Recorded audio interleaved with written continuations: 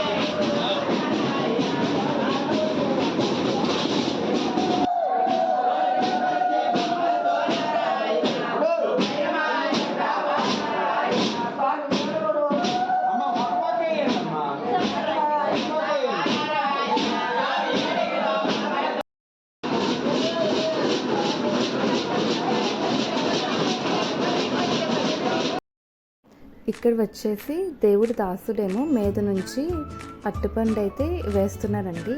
ఇక్కడ అందరూ వాళ్ళ సారీస్తోన క్యాచ్ చేస్తున్నారు.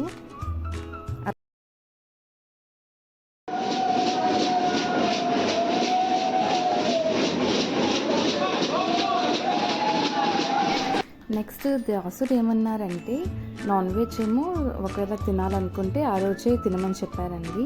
ఆ రోజు తినకపోతే మళ్ళీ నెక్స్ట్ 10 days వరకు అయితే తినకూడదన్నారు. సో ఇక్కడైతే మా బాబాయ్ అయితే చికెన్ కర్రీ అని వండుతున్నారు. చికెన్ కర్రీ అయితే చాలా టేస్టీగా ఉందండి.